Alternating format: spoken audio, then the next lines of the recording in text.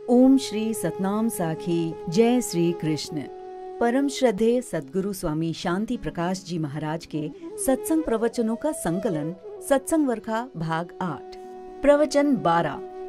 राजा जनक। सद्गुरु महाराज ने अपने प्रवचन में कहा, एक बार राजा जनक को ज्ञान प्राप्ति की उत्कंठ इच्छा हुई। उन्होंने राजसभा बुलाई जिसमें पंडित ज्ञानी पधारे।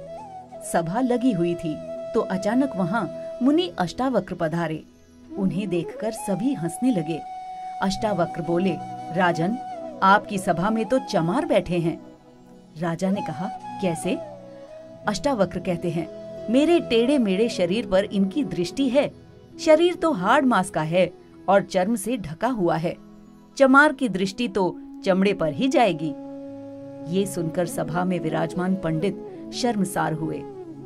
राजा ने, जो पूर्ण जिज्ञासु थे, मन में विचार किया कि ये ही सच्चे महात्मा हैं, पूर्ण ज्ञानी हैं। राजा ने मुनि से प्रार्थना की, मैं आपका शिष्य हूँ और आपकी शरण में आया हूँ। कृपया आप मुझे ज्ञान का उपदेश दीजिए। अष्टावक्र मुनि बोले, पहले गुरु दक्षिणा देनी होगी। राजा जनक ने संकल्प करके तन मन धन गुरु को अर्पण कर दिया। सब प्रतीक्षा करने लगे कि मुनि राजा को क्या उपदेश देते हैं। अचानक एक ब्राह्मण रोते चिल्लाते उस सभा में आया और राजा से मदद की गुहार करने लगा। कहने लगा, मुझे बचाओ, मैं बहुत दुखी हूँ। राजा के मन में आया कि पूछूं क्या दुख है। फिर विचार आया, मन तो गुरु को अर्पित किया है, अतः चुप रहे। कान, आंख, वाणी आदि सभी तन के ही अंग हैं, अतः इनका भी उपयोग न करूं। ये सोचकर वे शांत रहे। ब्राह्मण विलाप करने लगे, मेरा परिवार धन के अभाव में दुखी है, अतः कुछ धन दीजिए। राजा ने सोचा कि खजांची से कहकर उसे धन दिलवा दूं। तुरंत विचार आया कि धन भी तो गुरु को अर्पण किया है, सो कैसे दूं।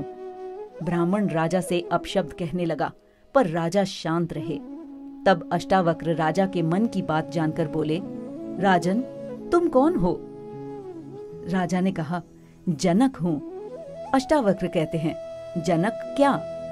राजा जनक निरुत्तर हो गए।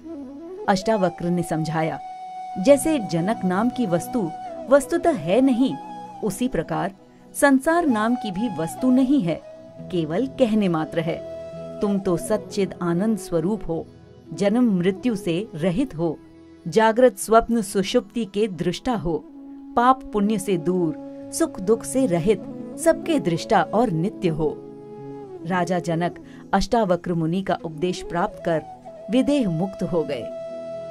बोलो सतगुरुदेव भगवान की जय।